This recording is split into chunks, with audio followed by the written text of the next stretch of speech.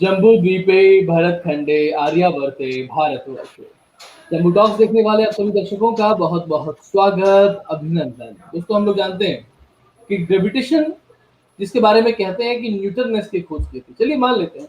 तो Newton third law कहता है every action has an equal and opposite reaction, यानी कि हर क्रिया की विपरीत एक प्रतिक्रिया जरूर होती है। ठीक वैसे ही अगर कुछ लोग हमें गाली दे रहे हैं तो हमें क्या करना चाहिए? अगर ये कहा जाए कि what you mean with Gandhian, अगर आपसे कहें कि आप गांधीयन है या नहीं है तो आप क्या कहेंगे? हाँ, मैं गांधीयन हूँ क्योंकि मैं अहिंसा में विश्वास करता हूँ, नॉन वायलेंस में विश्वास करता हूँ, सबसे प्यार इश्क और मोहब्बत करता हूँ। लेकिन अगर भगवान श्री राम के बारे में यही चीज पूछी जाए तो आप क्या कहेंगे? उन्होंने तो राक्षसों को मारा था, तो उन्होंने तो हिंसा की थी। और जो कोई उनकी हरण करके लेके गया उनकी धर्मपत्नी को, तो उन्होंने उसका प्रतिवाद भी किया, प्रतिकार भी किया, उसको क्षमा नहीं किया। ऐसे में भगवान राम गांधीयन होंगे क्या आज की परिभाषा में? और अगर नहीं होंगे तो प्रत्युत्तर देना पड़ेगा।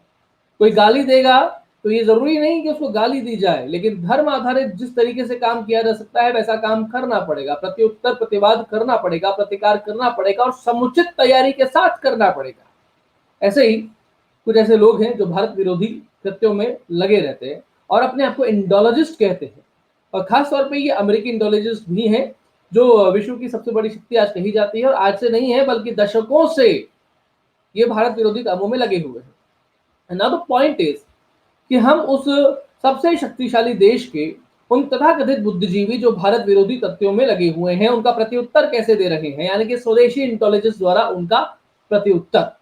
आज इसी विषय पर हम लोग चर्चा करने वाले हैं। आप सभी से निवेदन है, ये जम्मू टॉक्स है, ये जम्मू थॉट्स है। इस विचार को अपने अधिकार के साथ में ग्रहण कीजिए, सब्सक्राइब करें चैनल को, बेल आइकन एक्टिवेट करें, वीडियो को लाइक और शेयर करें, और अधिकार के इस अभियान में हमारा जिस तरीके से आपका समर्थन हो सकता है जरूर करिए। आइए स्वागत करता हूँ हमारे बीच पधारे हुए हमारे कार्यक्रम में अतिथि प्रोफेसर महावीर प्रसाद जैन साहब, आपका बहुत स्वागत, हाँ अभिनंदन। हाँ, नीतीश जी नमस्कार। सभी श्रोता बंधुओं को मेरा नमस्कार। देखिए, आज जो बात आपने कही है बिल्कुल सही है। अमेरिका एक बहुत ही शक्तिशाली और धनी देश है, और अमेरिका के जो इंडोलॉजिस्ट्स हैं उनका असर केवल अमेरिका नहीं बल्कि दुनिया के दूसरे देशों के इंडोलॉजिस्ट्स पर भी पड़ता है। और इसके साथ ही उसका असर जो भारतीय समुदाय है अमेरिका में, उसमें भी कुछ लोगों पर उसका प्रभाव पड़ता है। और इस कारण वहाँ अगर गलत तरीके से भारत के बारे में बातें कही जाती है तो उसका जवाब देना नितांत आवश्यक हो जाता है। और ये जो इंडोलॉजिस्ट्स हैं अमेरिका के, इनके नाम मैं लूँगा, एक एक के बारे में बताऊँगा। तो ये जो भारत की सॉफ्ट पावर है, सॉफ्ट पावर का मतलब है कि भारत का अतीत में और वर्तमान में विश्व के लिए क्या योगदान रहा है। हमारा योग, हमारा दर्शन, हमारी भगवत गीता, हमारा भागवत, रामायण, महाभारत, योग, आयुर्वेद, ये सभी एक तरह से भारत की सॉफ्ट पावर है। लेकिन ये जो इंडोलॉजिस्ट्स हैं ये इस सॉफ्ट पावर को ध्वस्त करने के प्रयत्न में लगे हुए हैं। अब उसके पीछे इनके उद्देश्य क्या है कुछ समझ नहीं आता। कई तरह के उद्देश्य हैं। कुछ वहाँ के ईसाई कंजर्वेटिव्स हैं, उनका प्रभाव है। कुछ नियो मार्क्सिस्ट हैं जो अपने आप को लिबरल कहते हैं, उनका प्रभाव है। और इसके अलावा कुछ लोग जो है वो हमारे शास्त्रों को, संस्कृत को, इसको ठीक तरीके से समझ नहीं पाते हैं, और उनकी हमारे शास्त्रों में हमारी जो हमारा परंपरा ज्ञान है उसमें उनका विश्वास नहीं है। तो इस कारण से जब वो भारतीय ज्ञान के बारे में अध्ययन करते हैं तो उसको गलत तरीके से प्रस्तुत कर देते हैं। तो इस तरह के जो लोग हैं उनमें मैं खास तौर से जो मार्क्सवादी हैं उनका वर्णन करूंगा। इसमें इस समय 4 लोग जो हैं वो बड़े महत्वपूर्ण हैं। एक शेल्डन पोलक है, एक वेंडी डोनिगर है, एक मार्था नुसबॉम है, एक ऑड्रे ट्रस्के है। तो ये सभी, इसके अलावा पोलक के बहुत सारे विद्यार्थी वो इसमें सम्मिलित हो गए हैं। और डोनिगर, वेंडी डोनिगर जो कि काफी वृद्ध हैं, तो उनके भी बहुत सारे विद्यार्थी जिनको चिल्ड्रन ऑफ डोनिगर के नाम से उनको नाम दिया जाता है। तो इस तरह के लोग भी उसमें शामिल हो गए हैं। तो इनकी एक चौकड़ी है ये, और ये एक बड़ी पावरफुल चौकड़ी है जिसने भारत के भी बहुत से लोगों को प्रभावित कर दिया है। उसमें यहाँ तक कि इन्फोसिस के जो नारायण मूर्ति हैं, उनका पुत्र रोहन मूर्ति भी ये शेल्डन पोलक से बड़ा प्रभावित हो गया है। तो इस तरह से ये लोग जो है ये हमारी संस्कृति को गलत तरीके से प्रस्तुत करने में लगे हुए हैं। और इसका हमारे संगठन, जिनके नाम मैं बाद में लूंगा, इन्फिनिटी फाउंडेशन है एक, खास तौर से एक हिंदू स्वयंसेवक संघ है, और भी कई संगठन हैं। तो वो संगठन इनका जवाब दे रहे हैं। तो मैं सबसे पहले पोलक के बारे में पहले भी कुछ बताया था, थोड़े मैं उसका और जिक्र कर देता हूं। शेल्डन पोलक ये अमेरिकी इंडोलॉजी का मुख्य स्तंभ इसे कहा जा सकता है। और ये जो पोलक है, इसकी थोड़ी सी बातें बताता हूं आपको। ये रामायण को विभेदकारी और राजनीतिक हथियार बताता है। ये कहता है कि रामायण का 12वीं शताब्दी के बाद में, यानी जब से मुसलमान भारत में आने लगे, उनका साम्राज्य स्थापित हुआ, तब से इस रामायण का एक राजनीतिक रूप ये बनना शुरू हुआ। ये इस तरह का उसका कहना है रामायण के बारे में। मैं संक्षेप में बातें कह रहा हूं क्योंकि पोलक के बारे में पहले कुछ बातें बता चुका हूं। उसके बाद वो कैसी कैसी बातें करता है। दशरथ के लिए कहता है कि उसकी कैकेयी के प्रति आसक्ति, इसका वो मनोविश्लेषण करता है फ्रायड के आधार पर, कि दशरथ जो है वो कैकेयी के प्रभाव में आकर के, और उन्होंने राम को वनवास दिया, उनको शासन से मुक्त किया। तो इस तरह से उनका मनोविश्लेषण करता है। और वो कहता है कि राजा के रूप में जो उनका प्रस्तुतिकरण हुआ है, उसका उद्देश्य भारत में जिनको हिंदुओं ने अदर कहा, अदर मतलब मुस्लिम्स, तो उनके प्रति राजनीतिक उद्देश्य से इस रामायण का उपयोग हुआ है। ये इस तरह का शेल्डन पोलक साहब का कहना है। और शेल्डन पोलक साहब ये संस्कृत के बारे में भी एक तरफ तो बड़े पंडित बनते हैं, और वो क्या चाहते हैं समझ नहीं आता, संस्कृत की तारीफ भी करते हैं, बड़ी वैज्ञानिक भाषा बताते हैं, लेकिन उसके बाद वो विरोधी बातें भी करते हैं। वो कहते हैं कि संस्कृत ये दमन की भाषा है, कि ब्राह्मणों ने और राजाओं ने मिलकर के इस संस्कृत का जन सामान्य का दमन करने के लिए उपयोग किया। और संस्कृत जो है वो इस तरह से सारे भारत की और दक्षिण पूर्वी एशिया की एक दमन करने वाली भाषा बन गई। यानी भारत में भी क्या है कि जो दूसरी भाषाएं प्रचलित थी, तो उन भाषाओं पर संस्कृत छा गई, यानी सब जगह अपने अपने वर्नाक्युलर्स हैं, तो उन वर्नाक्युलर्स को संस्कृत ने दबा दिया और स्थानीय भाषा के स्थान पर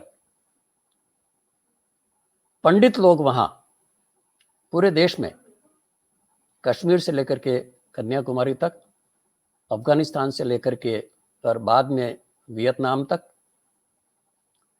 और बर्मा से लेकर के फिलीपींस तक, संपूर्ण क्षेत्र में ब्राह्मण जो है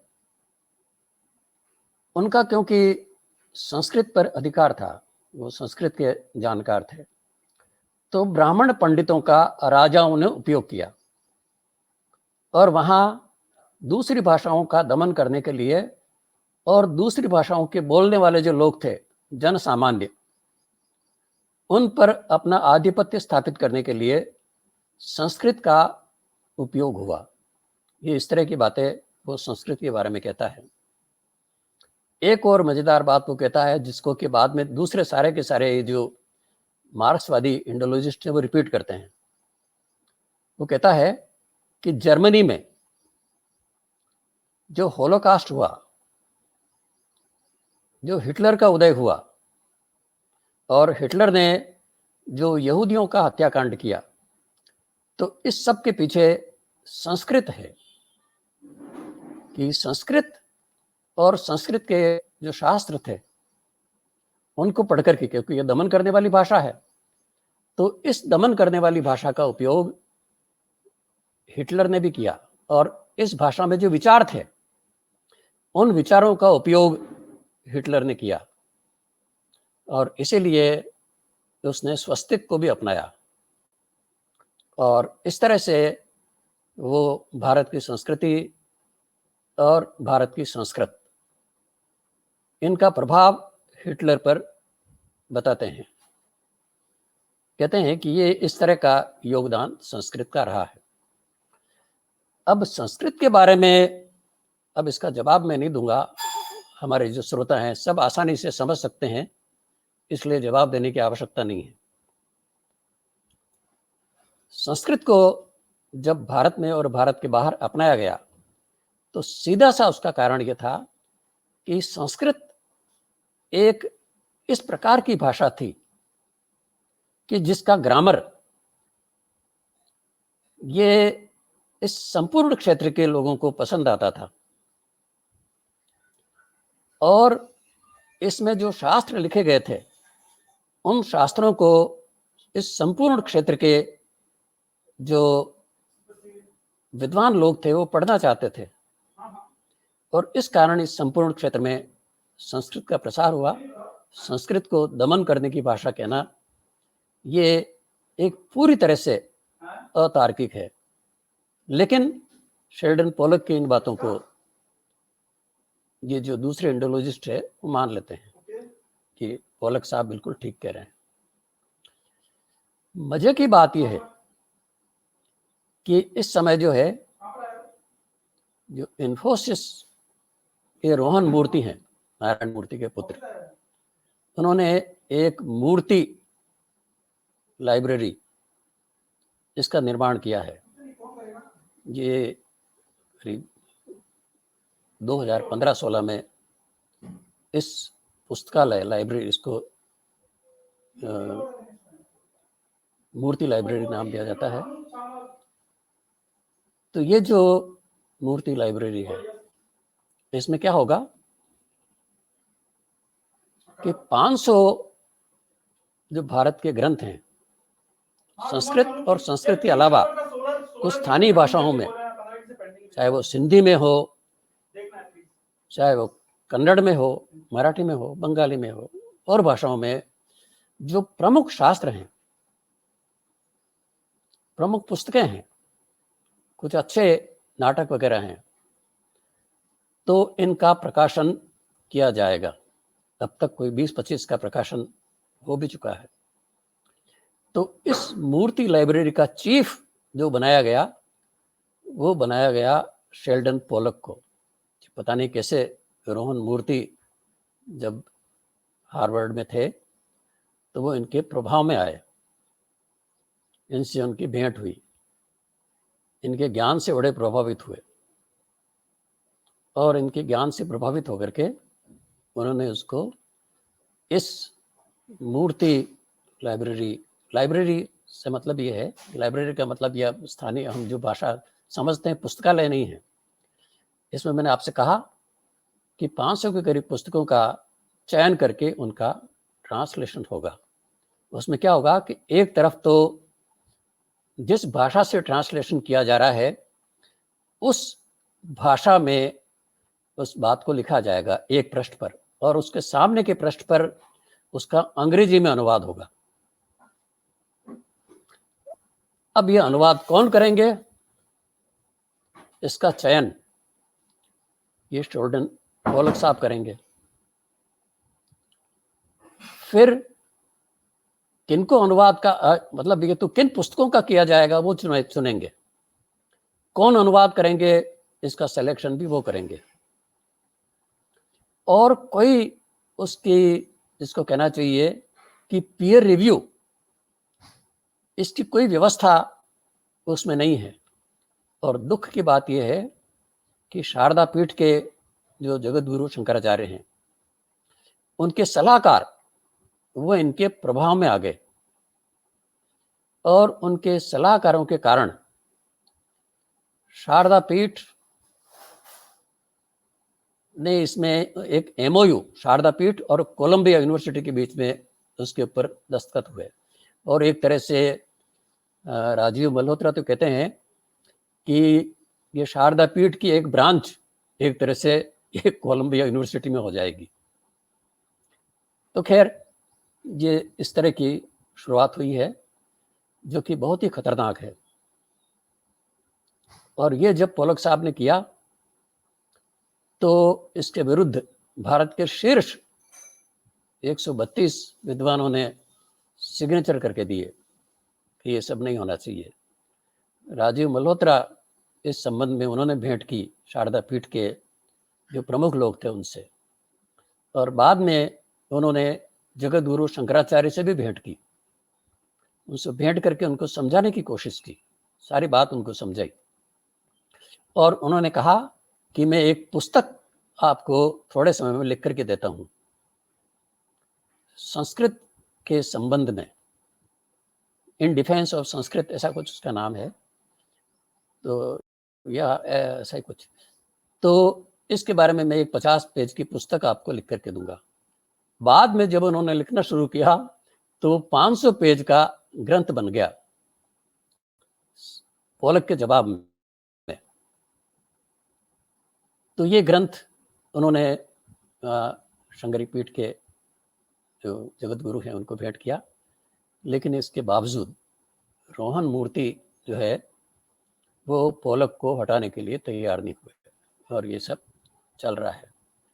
अब एक बात मैं और बताऊंगा आपको कि पोलक और ये जो सारे लोग हैं ये भारत की राजनीति में भी हस्तक्षेप करते हैं। भारत की घटनाओं के बारे में ये लोग लिखते हैं। ये अंत में इस बारे में मैं चर्चा करूंगा कि किस तरह की बातें करते हैं। भारत की हर राजनीतिक बात में, कश्मीर के बारे में भी उल्टी सीधी बातें करेंगे।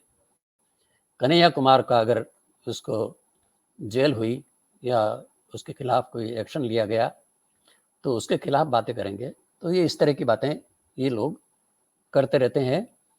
और जब भारत कन्हैया कुमार को लेकर के और जब दुनिया के और भारत के बड़े शीर्ष विद्वानों ने सरकार के खिलाफ या ये भारत में जो है वो असहिष्णुता फैल रही है, तो इस तरह का जब ज्ञापन दिया तो उसमें दस्तखत करने वालों में ये पोलक साहब भी थे। तो ये एक तो है शेल्डन पोलक। उसके बाद दूसरी मैं चर्चा करता हूं आपको वेंडी डोनिगर। वेंडी डोनिगर जो है इनकी एक किताबें बहुत सारी लिखी इन्होंने। इसमें एक पुस्तक इनकी वो बड़ी चर्चा में रही, हिंदू एन ऑल्टरनेटिव हिस्ट्री, यानी हिंदू एक वैकल्पिक इतिहास। इसमें बड़ी उल्टी सीधी बातें इन्होंने हिंदुत्व के लिए कही। फिर एक किताब है उनकी जिसमें वो लिखती हैं, इस किताब के अलावा उसमें बातें सब में एक जैसी बातें है, पर पुस्तकें कई सारी है। उसमें वो हिंदू पौराणिक कथाओं में सारी बुराई का स्रोत है ये बताती है। हिंदू पौराणिक यानी जो पौराणिक कथाएं हैं वो शिक्षा देने के लिए हैं, और ये महामना जो है ये वो लिखती हैं कि इनमें सारी बुराइयों का स्रोत है। भगवत गीता के बारे में वो क्या कहती है? भगवत गीता जिसकी कि अब तक कोई 1000 के करीब टीकाएं लिखी जा चुकी हैं, और जिसको दुनिया के अधिकांश यानी बहुत बड़ा परसेंटेज दुनिया के विद्वानों का ऐसा है जो कि भगवत गीता को एक महान ग्रंथ मानता है। उसके बारे में ये महोदया क्या कहती हैं, 2-3 पंक्तियां हैं जो मैं बोल करके सुनाता हूं। उसका हिंदी: भगवत गीता अच्छी पुस्तक नहीं है जैसा कि कुछ अमेरिकी सोचते हैं। संपूर्ण महाभारत में कृष्ण मनुष्यों को सब तरह के हत्याकांड और अत्याचारी व्यवहार में प्रवृत्त करता है। गीता एक धोखेबाजी की पुस्तक है। अब आप इस बात से जो है वो भारत के शास्त्रों के बारे में और हिंदुत्व के बारे में क्या सोचती हैं इसका अनुमान लगा सकते हैं। इसकी यानी ये जो महोदया है ये एक अमेरिकी एकेडमी ऑफ रिलीजन्स है, उसकी प्रमुख रही काफी समय तक, अमेरिकन एकेडमी ऑफ रिलीजन्स। और इस कारण उन्होंने अमेरिका के बहुत सारे विद्वानों को प्रभावित किया। और ये महोदया ऐसी है जिसके लिए जो राजीव मल्होत्रा इसके लिए बिल्कुल ठीक कहते हैं कि erotic school of Indology, erotic मतलब कामुकता से संबंध जिसका होता है, तो एक कामुकता का स्कूल ऑफ इंडोलॉजी, इसकी इंडोलॉजी को ये नाम दिया जाता है। इस महोदया ने, मैंने आपसे कहा कि हिंदू धर्म पर बहुत शोध करवाए कई विद्यार्थियों ने, और कई लोगों ने उनके अंडर में शोध इसलिए किया कि वो बहुत ही पावरफुल महिला है। और पावरफुल है इसलिए लोग जो है जो उनके अंडर में पीएचडी करते हैं उनका नाम हो जाता है, उनको अच्छी जॉब मिल जाती है, तो इसलिए लोग उसके अंडर में पीएचडी करते हैं। इनमें मैं 4-5 के नाम लेता हूं आपको कि जिन लोगों ने किस तरह की पीएचडी की है। एक है जेफरी कृपाल। जेफरी कृपाल नाम से ऐसा लगता है हिंदू नाम है, पर ये हिंदू नहीं है। जेफरी कृपाल, उसने रामकृष्ण परमहंस पर एक शोध किया। देखिए विषय कैसा चुना है कि रामकृष्ण और विवेकानंद, रामकृष्ण मिशन और विवेकानंद, इनका अमेरिका पर काफी प्रभाव पड़ा 1893 के बाद में। तो उस सारे प्रभाव को समाप्त करने के लिए रामकृष्ण पर ये किताब लिखी है। तो रामकृष्ण पर जो उनका शोध है उसको चाइल्ड ऑफ काली ऐसा कुछ उसका नाम है।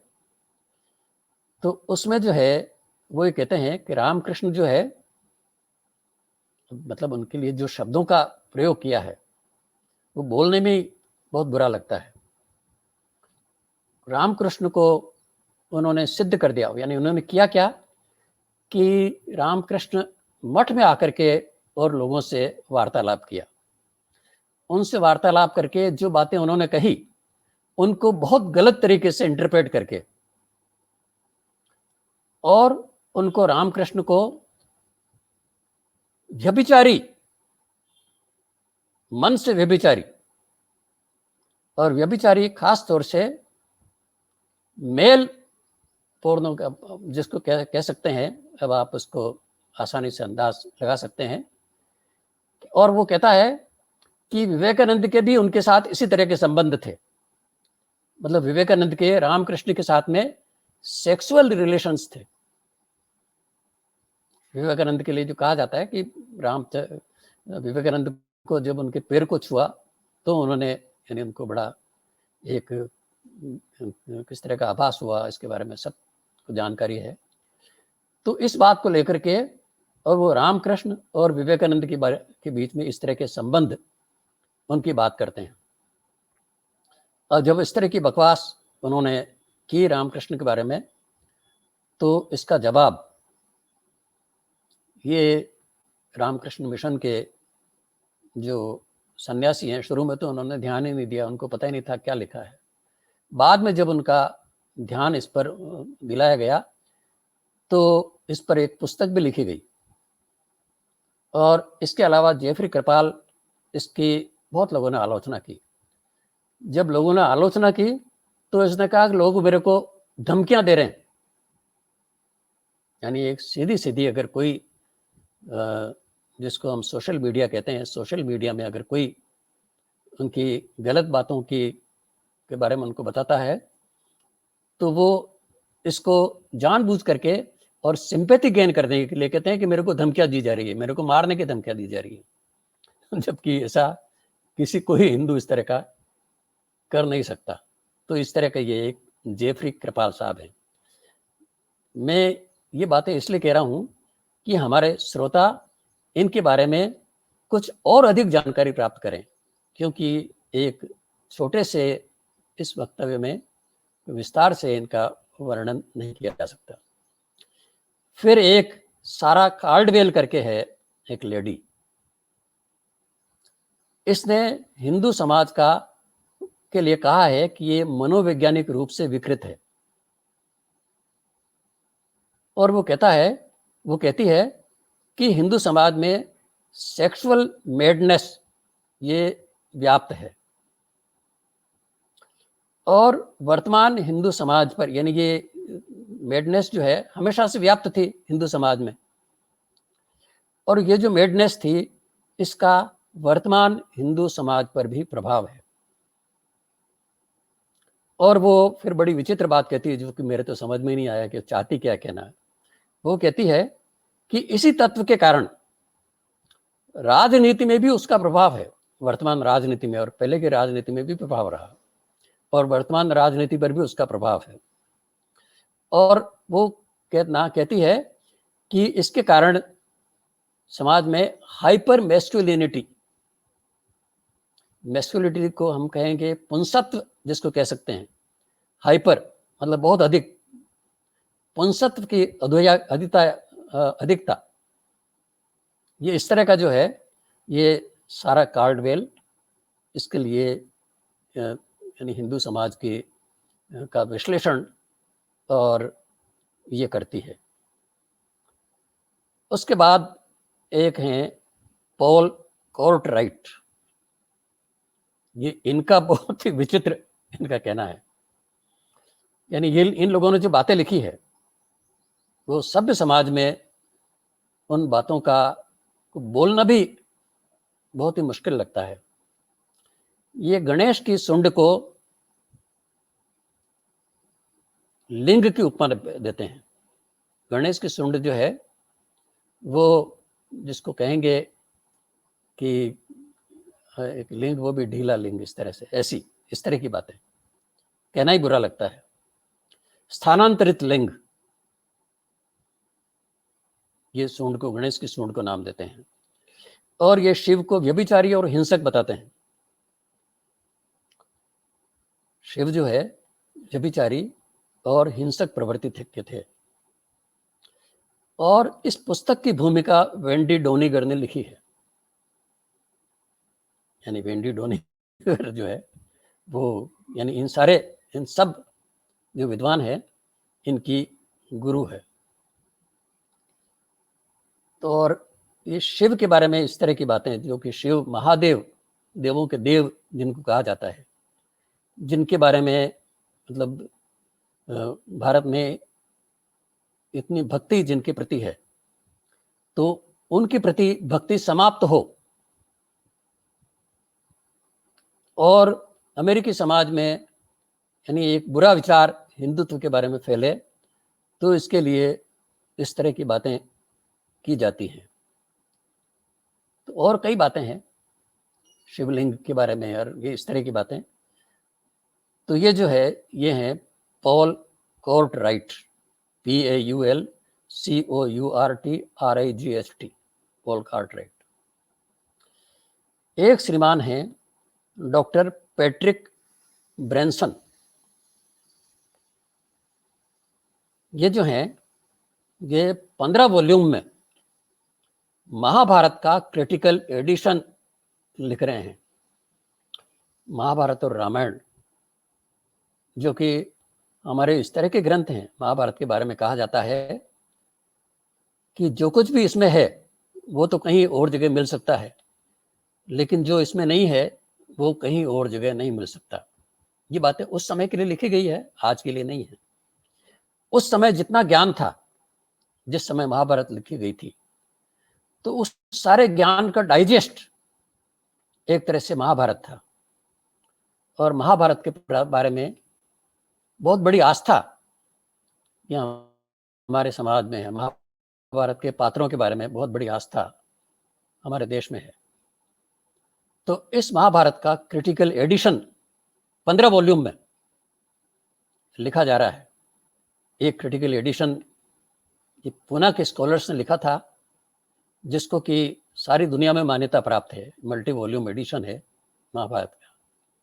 लेकिन ये महोदय एक नया उसका एडिशन, और भी एडिशन लिखे गए महाभारत के, बहुत बड़ा एडिशन ये लिख रहे हैं। और ये कैसा लिखा जाएगा इसका नमूना बताता हूँ आपको। मॉन्ट्रियल में एक कॉन्फ्रेंस हुई थी इस संबंध में, महाभारत के बारे में, और उस कॉन्फ्रेंस का थीम था, यानी ये कॉन्फ्रेंस जो है ये डॉक्टर पैट्रिक ब्रैनसन क्योंकि इतना बड़ा काम कर रहे हैं तो उन्हीं के नेतृत्व में हुई थी। तो उसका जो थीम था, उसके सब्जेक्ट से आपको समझ में आएगा कि महाभारत में किस तरह का विचार दुनिया में फैलाना चाहते हैं। Krishna commanding the destruction of Mankind, ये इस कॉन्फ्रेंस का थीम था।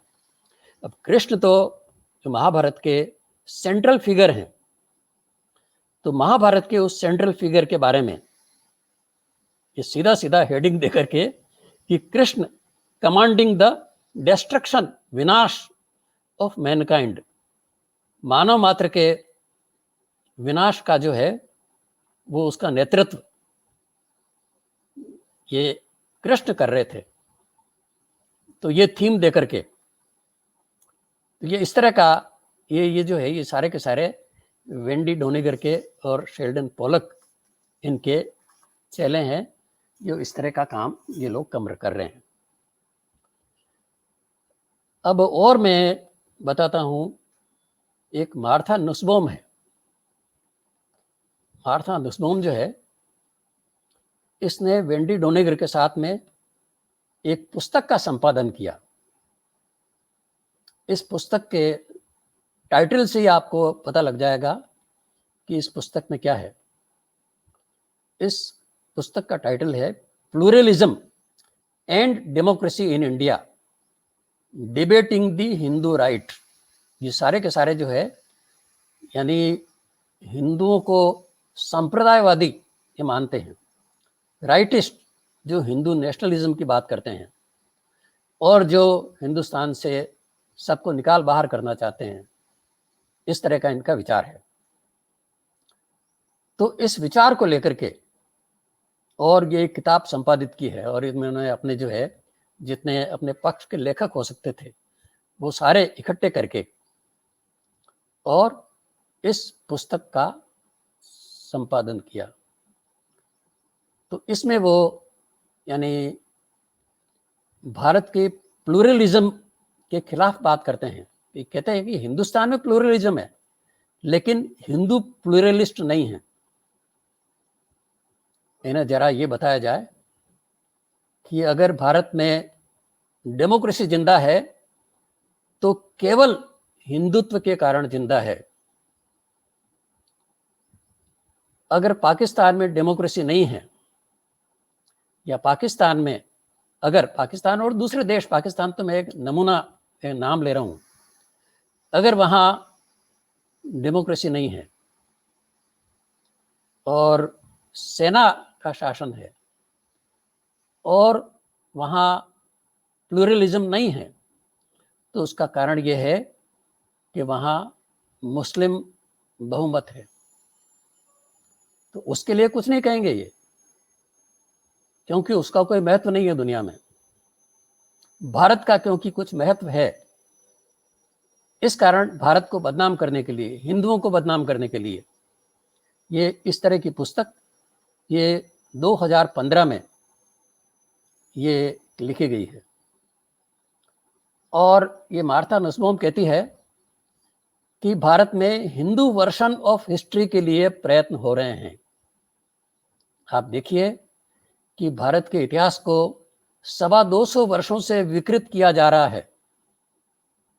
उसके बारे में हम अलग से 4-5 एपिसोड्स में उसकी चर्चा कर सकते हैं।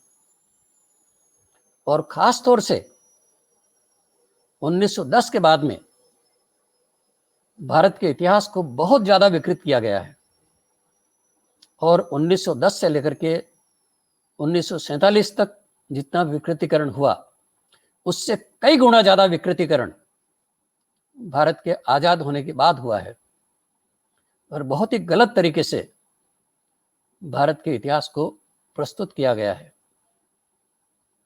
और अगर कोई लेखक उसको ठीक करने की कोशिश कर रहा है, या कुछ संस्थाएं जैसे इंडियन काउंसिल ऑफ हिस्टोरिकल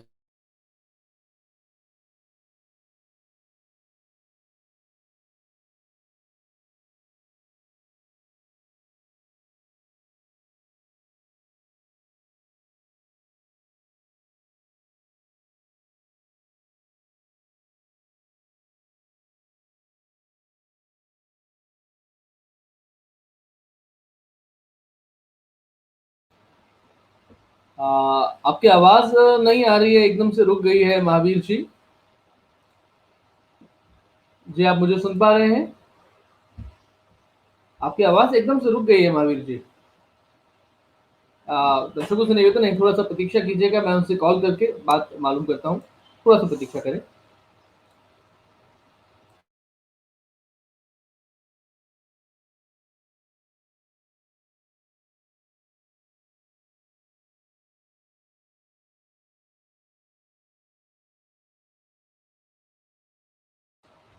जी, थोड़ी सी प्रतीक्षा करें, मैं उनको कॉल लगा करके हम कोशिश करते हैं कि उनसे हमारा संपर्क वापस से हो जाए।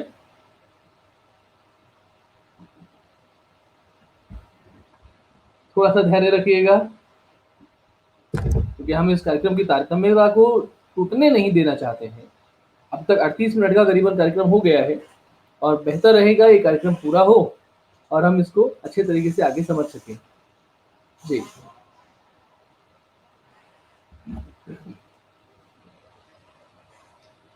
वैसे आपको ये बात अच्छे से इस कार्यक्रम के ज़रिए समझ में आ रही होगी, और मुझे लगता है कि अगर आप अपने विचार हमें नहीं भेज रहे हैं तो वो ठीक नहीं है। मेल आईडी पर अपने विचार ज़रूर लिख कर के भेजिए।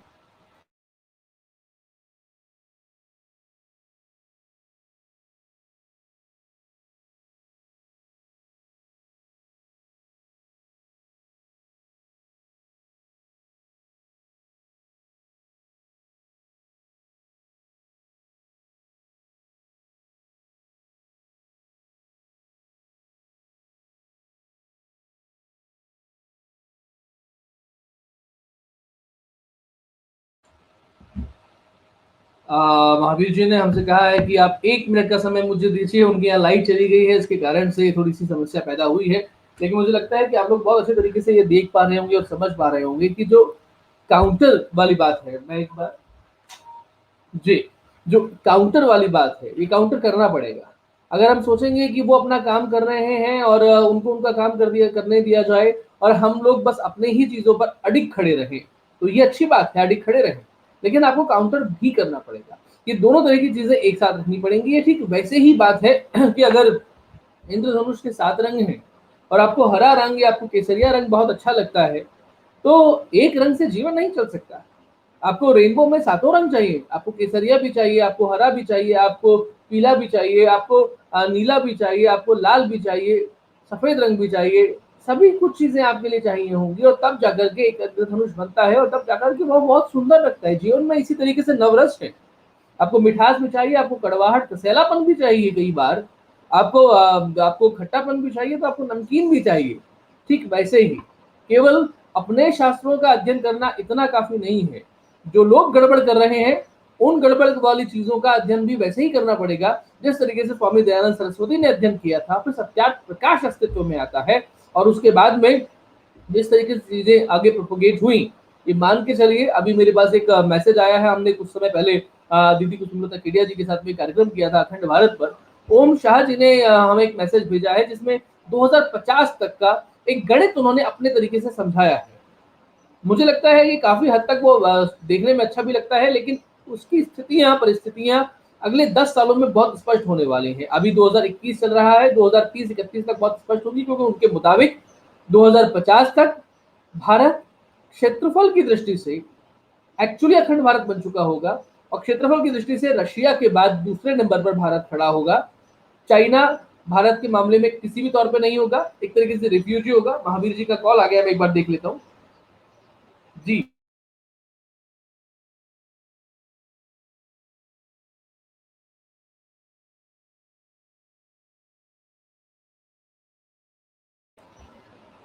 ये अच्छी बात है कि वो कनेक्ट होने जा रहे हैं। उन्होंने कहा है कि हॉटस्पॉट से मैं कनेक्ट कर रहा हूँ और वापस आ रहा हूँ। तो मैं आपसे जो बात बोल रहा था कि हिंदुस्तान की आबादी में लेकिन केवल 30 करोड़ लोग हिंदू बचेंगे, 1 करोड़ लोग मुसलमान बचेंगे, जो भी बहुत तेजी से हिंदुइज्म में कन्वर्ट हो रहे होंगे, आ रहे होंगे।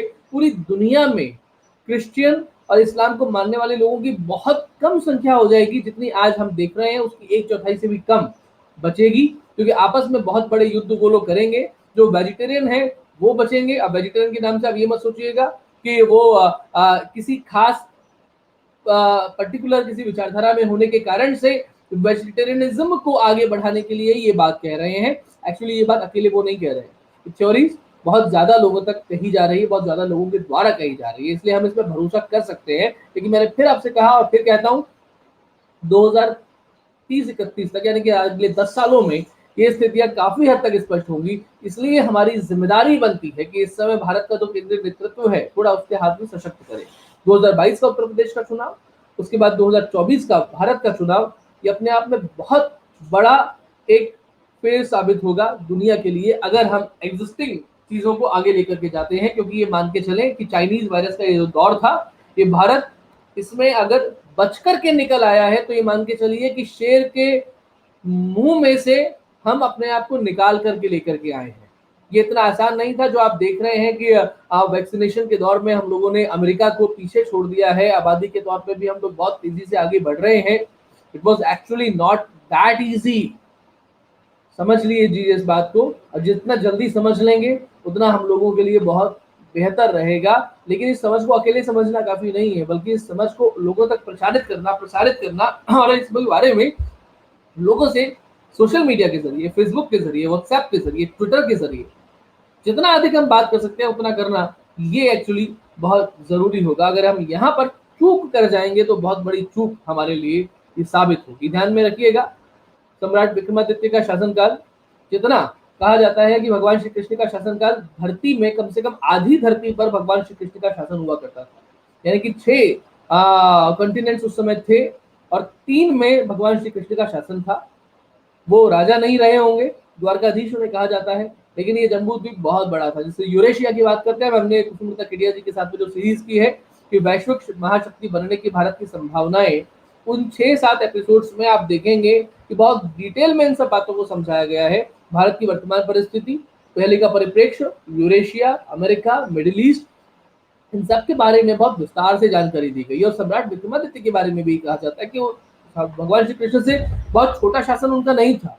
और दूसरा, सम्राट विक्रमादित्य की नगरी कौन सी थी? That was Ujjain. ये मान के चलिए कि जब लोग कहते हैं कि जैनिज्म और बुद्धिज्म ने हिंदुस्तान का बहुत बड़ा नुकसान किया है, तो ये जो उज्जैन है, हमारे यहाँ नामों का बहुत बड़ा महत्व होता है। उज्जैन का नाम वो जो जैन पीछे लग रहा है, यहाँ सम्राट विक्रमादित्य भी आते हैं। विक्रमादित्य की नगरी, नगरी का नाम आता है उज्जैन और उज्जैन का संपर्क आता है जैन से। तो ये जैनिज्म ने हिंदुस्तान को खराब नहीं किया है। हम लोग ये बातें करते हैं कि हमें कभी बुद्धिज्म ने खराब किया, हमें कभी जैनिज्म ने खराब किया, कभी हम अपने धर्म के कारण से प्रॉब्लम में आए हैं। The issue is like problem किसी चीजों को अटकाने में हम लोग डाल देते हैं और वो हमारी असल समस्या है। मुझे लगता है महावीर जी हमारे साथ वापस जुड़ गए हैं। अब उनसे एक बार फिर से, जी महावीर जी, आप मेरी बात सुन पा रहे हैं? जी मेरी आवाज आ रही है आप तक? हाँ, सुन रहा हूँ। हाँ, आ रही है। फिर कुछ प्रॉब्लम हो गई थी, समथिंग वेंट रॉन्ग, ये आ गया और फिर वापस किया। चलिए कोई बात नहीं है, आप वापस जुड़ गए। मुझे लगता है अपनी बात पूरी रखें। कुछ बात मैंने तब तक दर्शकों से की है, दर्शक हमें क्षमा कीजिएगा, आपको समय प्रतीक्षा करना पड़ा महावीर जी के लिए। महावीर जी अपनी ठीक है, बात आगे रखें। ठीक है। तो मैं कह रहा था कि 1920 के दशक से इतिहास का ये वर्षन भारत में राइटिस्ट के द्वारा इसका प्रचार किया जा रहा है।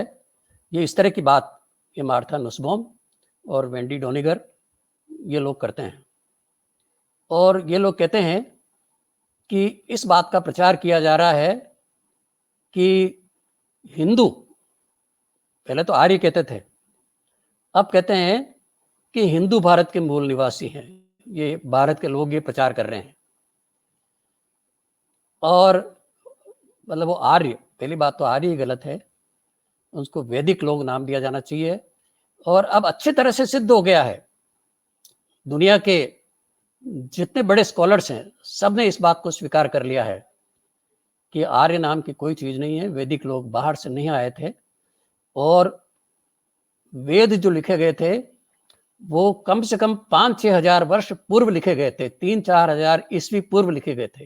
ये सब ने मान लिया, लेकिन ये लोग मानने को तैयार नहीं है। और जब भारत के इतिहासकार ये बात कहते हैं, या विदेशों में भी बहुत सारे इतिहासकार हैं जो इस बात को मानते हैं, तो ये उसकी आलोचना करते हैं कि ये भारत के जो राइटिस्ट हैं वो इस तरह की बात कर रहे हैं। और ये कहते हैं कि भारत के राइटिस्ट ये कहते हैं कि मुस्लिम आक्रमण के कारण भारत में सारी समस्याएं उत्पन्न हुई। अब इसमें सत्य का अंश तो है ही, लेकिन जब ये बात कही जाती है तो उसकी आलोचना की जाती है। और इसके बाद में वो कहते हैं कि मुस्लिम शासन के काल की तो आलोचना करते हैं ये राइटिस्ट, और ब्रिटिश शासन काल की आलोचना नहीं करते हैं। जबकि असलियत यह है कि दोनों ही काल में जो बुराइयां हुई हैं उनकी आलोचना की जाती है। और बल्कि हुआ यह है कि आज तक इतिहास का गलत वर्षन प्रस्तुत किया गया है, और अगर उसको थोड़ा सा ठीक करने की कोशिश की जा रही है, ये तो शुरुआत हुई है, उसको ठीक करने की कोशिश की जा रही है तो उसकी आलोचना की जाती है। तो ये यानी इस तरह का इन लोगों का सोच है। फिर ये और कहती है मार्था नुसबॉम कि अमेरिका में जो भारतीय बसे हुए हैं उनमें 40% गुजराती हैं, और ये जो 40% गुजराती हैं ये उग्र दक्षिणपंथी हैं, और उग्र दक्षिणपंथी इनके कारण जो है वो अमेरिका में भारत के लोग रहते हैं तो उन पर उनकी बातों का प्रभाव पड़ रहा है। इस तरह की बातें की जाती है। और एक किताब लिखी है इसने, मार्था नुसबॉम ने, the clash within, democracy, religion, violence and India's future. इनको भारत के भविष्य की चिंता है। ये कहती हैं कि भारत के भीतर क्लैश मतलब संघर्ष हो रहा है, और ये जो संघर्ष है इसके लिए सीधा का सीधा वो उत्तरदायी मानते हैं हिंदू समाज को। यानी हिंदू समाज के जितना शांति प्रिय दुनिया में कोई समाज नहीं है, उस समाज को वो उसके लिए दोषी मानते हैं कि उनके कारण ये भारत में क्लेश ये हो रहा है, ये संघर्ष उत्पन्न हो रहा है। और उसमें वो कहते हैं कि सभी तरह के जो फ्रिंज ग्रुप्स हैं, जिसमें मुस्लिम एक फ्रिंज ग्रुप है, दलित एक फ्रिंज ग्रुप है, औरतों को भी वो कहते हैं कि ये जो दक्षिणपंथी है ये एंटी फेमिनिस्ट हैं। तो इस तरह की बातें, यानी बड़ी ऊल जलूल, जिसके पीछे कोई तर्क नहीं होता, तो इस तरह का जो है, इस तरह का प्रचार वो ये मार्था नुसबॉम इसके द्वारा किया जा रहा है। और ये मार्था नुसबॉम कहती है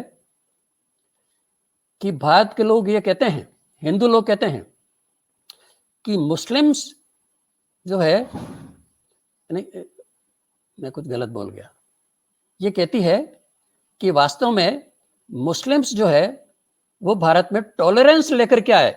ये मार्था नुसबॉम का कहना है कि भारत में इनटॉलरेंस थी और इनटॉलरेंस के जगह टॉलरेंस लेकर के और ये मुसलमान आए।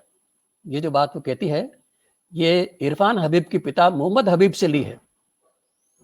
मोहम्मद हबीब कहते हैं कि भारत में मुसलमानों के आगमन के कारण दलितों को स्वतंत्रता प्राप्त हो गई। तो इस तरह का, इसकी ज़्यादा चर्चा मैं नहीं करूँगा, लेकिन वो ये इस तरह की बातें जो लेती है, तो वो जो बात 100 साल पहले मोहम्मद हबीब ने कही थी, तो वहाँ से इस बात को लेती है। गोधरा के बारे में वो वर्तमान काल की बातें भी करती है। गोधरा के इंसिडेंट के बारे में हम सब लोग जानते हैं। उसके लिए वो कहती है, कॉन्स्पिरेसी थियरी है उसकी, जिसकी चर्चा यहाँ भी हुई होगी। इस तरह की थियरी का प्रचार करने वाले ये लोग हैं, और उसको फिर ये जो है भारत के लोग भी उसको, भारत में भी जो हिंदू विरोधी हैं वो उसको मान लेते हैं। दोनों के बीच में एक इकोसिस्टम है। तो वो ये कहती है कि वास्तव में जो ट्रेन के डिब्बे में हिंदू थे उन्होंने ही आग लगाई, और आग लगा करके जब यहाँ हिंदू मारे गए तो उसके बाद में फिर गुजरात में मुसलमानों का हत्याकांड हुआ। यानी ऐसी अजीब अजीब बातें जो है, ये मैंने आपको संक्षेप में मार्था नुसबॉम के बारे में बताया कि इस तरह की बातें करती है। फिर उसके बाद में इन सबसे बढ़कर के है ऑड्रे ट्रस्के। ऑड्रे ट्रस्के जो है ये न्यू जर्सी में एक यूनिवर्सिटी है, रुटगर यूनिवर्सिटी, वहाँ एसोसिएट प्रोफेसर है, बड़ी युवा है, अभी सिर्फ 40 साल की है, अभी बहुत उम्र बाकी है हिंदुत्व के खिलाफ प्रचार करने के लिए, और इतना बुरी तरह से लगी हुई है। इसकी कुछ बातों, कुछ पुस्तकों की चर्चा करता हूं मैं। औरंगजेब के ऊपर इसने एक पुस्तक लिखी है। तो औरंगजेब पे जो पुस्तक लिखी है उसमें वो औरंगजेब को डिफेंड करती है। कहती है कि औरंगजेब के खिलाफ बड़ा प्रचार किया गया, बड़ा गलत प्रचार किया गया है कि उसने जबरदस्ती धर्म प्रचार करने की, कोई इस्लाम फैलाने की कोशिश की, या उसके द्वारा सैकड़ों मंदिर तोड़े गए। अब ये जो बातें हैं ये इतिहास के तथ्य हैं, हार्ड फैक्ट्स हैं, और इसके बारे में अध्ययन किया था लगभग 80 साल पहले 4 वॉल्यूम में, जो जदुनाथ सरकार की किताब आई थी औरंगजेब पर।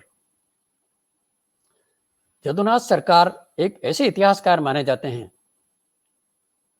जिनको कि बहुत ही निष्पक्ष इतिहासकार माना जाता है।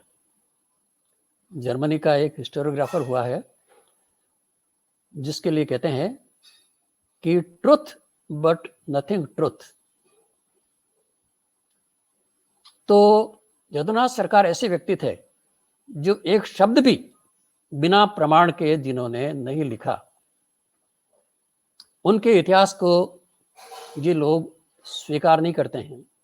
उन्होंने बिल्कुल तथ्यों के आधार पर लिखा, और उसके बाद तो फिर बहुत सारे फैक्ट सामने आए हैं बीकानेर में एक स्टेट आर्काइव्स है। उस स्टेट आर्काइव्स में 49 जो है एग्जिबिट्स वहां रखे हुए हैं, जिनके अंदर औरंगजेब के स्वयं के 100% सिद्ध होता है कि औरंगजेब ने क्या कारनामे हिंदुस्तान में किए थे, किस तरह से उसने हिंदुओं को मुसलमान बनने की कोशिश की, किस तरह उसने हजारों की संख्या में मंदिर तोड़े। उदयपुर पर एक आक्रमण हुआ था, उदयपुर पर, तो केवल उदयपुर में 300 से अधिक मंदिर तोड़े गए थे। उसके बाद मुगल सेना का यह आक्रमण हुआ था 1680 में। उदयपुर के बाद में फिर चित्तौड़ पर आक्रमण हुआ था, और चित्तौड़ में 60 से ज्यादा मंदिर चित्तौड़ में तोड़े गए थे। सैकड़ों की संख्या में मंदिर ये जोधपुर में, मारवाड़ में तोड़े गए थे। और ये जो मंदिर तोड़े गए थे, उनकी मूर्तियां गाड़ियों में भर करके और मस्जिदों की सीढ़ियों में जड़वाने के लिए ले जाई गई थी। ये सारे के सारे हार्ड फैक्ट्स हैं, पूरी तरह से प्रमाणित तथ्य हैं, और इन प्रमाणित तथ्यों की अनेक विद्वानों ने इनका अध्ययन किया है। तो इन सारी बातों को वो झुठलाती है और कहती है कि केवल कुछ दर्जन मंदिर तोड़े गए थे, और ये जो कुछ दर्जन मंदिर तोड़े गए थे, ये राजनीतिक कारण से, पॉलिटिकल कारण से तोड़े गए थे, धार्मिक कारण से नहीं तोड़े गए थे। और वो कहती है कि औरंगजेब ने तो कई सारे मंदिरों के लिए अनुदान दिए। ये जब इस तरह की बातें लिखने वाले हैं कि उनकी बातें एनसीईआरटी की किताबों में भी आ गई, तो इस बारे में ये प्रश्न किया गया कि भाई ये बातें जो है उनमें कैसे लिखी गई है कि औरंगजेब ने मंदिरों के लिए अनुदान दिए। तो उन्होंने कहा कि ये इसका स्रोत हमको पता नहीं है, बिना सोर्स के बातें लिखी जाती है, ये ऑड्रे ट्रस्के जैसे लोगों के द्वारा। और फिर क्या है कि भारत में उनके सहयोगी मिल जाते हैं, और भारत में लिखने वाले जो लोग थे, पहले जिन लोगों ने लिखा औरंगजेब के बारे में उल्टी सीधी बातें लिखी, जिनमें एक सतीश चंद्र गुप्ता थे, उन्होंने बहुत गलत तरीके से लिखा। उसके बाद में अलीगढ़ यूनिवर्सिटी के स्कॉलर्स हैं, उन्होंने एक के निजामी हैं, उन्होंने लिखा। एक हसमुख करके एक इतिहासकार है, उसने बहुत गलत तरीके से मुगल इतिहास के बारे में लिखा। तो इन सब की बातों को इसने पचा लिया। उसके बाद एक रिचार्ड ईटन, एक इंग्लैंड का इतिहासकार है, तो इनकी बातों को, यानी जो उनके पक्ष की बातें लगती है, उन बातों को ले लेते हैं, और जो इतिहास के बिल्कुल हार्ड फैक्ट्स हैं उनको ये स्वीकार नहीं करते हैं। फिर इसके बाद में इसके द्वारा और भी किताबें लिखी गई है। एक किताब इसने द लैंग्वेज ऑफ हिस्ट्री, ये किताब लिखी, जिसमें इसने छांट छांट करके, और कुछ किताबें दक्षिण भारत की है खास तौर से, कि कुछ संस्कृत में किताबें लिखी गई थी मुस्लिम काल में, तो वो इकट्ठी की, और उनमें पता नहीं कहाँ से उसने ये बातें लिखी कि इन संस्कृत ग्रंथों में मुसलमानों की कहीं भी मुस्लिम शासकों की आलोचना नहीं की गई है। यानी होता क्या है कि फैक्ट्स जब हम इतिहास में अपनी मर्जी के ढूंढने चाहें तो ढूंढ करके रख सकते हैं।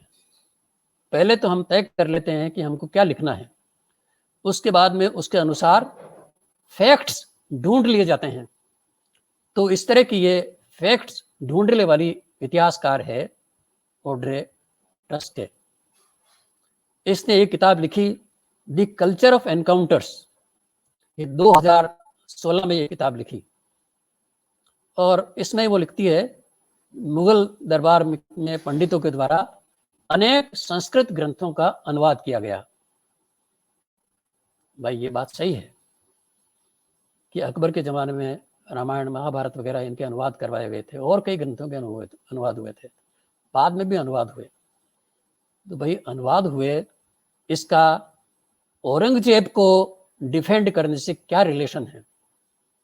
कोई औरंगजेब ने इस तरह की ट्रांसलेशन नहीं करवाए, और औरंगजेब के बारे में तो वो समय नहीं है कि उसके बारे में ज़्यादा विस्तार के साथ में चर्चा की जाए, लेकिन जो उसके कारनामे हैं वो जग जाहिर है। लेकिन ये इस तरह की पुस्तकों के द्वारा वो औरंगजेब को डिफेंड करने की उसने कोशिश की है। इसके अलावा इसके कुछ आर्टिकल्स पढ़े मैंने, जिनका संक्षेप में जिसकी बातें मैं रखता हूँ आपके सामने। ये ऑड्रे ट्रस्के एक सबसे प्रमुख, अब इसके लिए गलत शब्द बोलना भी अच्छा नहीं लगता है, तो इस प्रकार की महिला है। तो वो कहती है कि भारत में दलितों को 4 वर्णों में स्थान नहीं दिया गया है, और दलित को एक अलग कैटेगरी वो बताती है जिसके ऊपर हजारों सालों से अत्याचार हिंदुस्तान में होते रहे हैं, और कहती है कि भारत के लोग, हिंदू लोग इस बात को नहीं मानते। फिर वो कहती है कि राइटिस्ट लोग जो हैं हिंदुस्तान के, वो विज्ञान के क्षेत्र में और चिकित्सा के क्षेत्र में प्रगति हुई, इसकी बड़ी चर्चा करते हैं। अरे महोदया, क्या बुरी चर्चा करते हैं? भारत से गणित का ज्ञान 2500 साल पहले बाहर गया था, भारत से बाहर गया था। उसके बाद में लगातार भारत के ग्रंथों का प्रभाव यूरोप में पड़ा है। ये जीरो जो है अमेरिका, यूरोप में पहुंचा है, वो हिंदुस्तान से पहुंचा है। अरबों के माध्यम से चिकित्सा अरबों के बाद में यूरोप में भी पहुंची।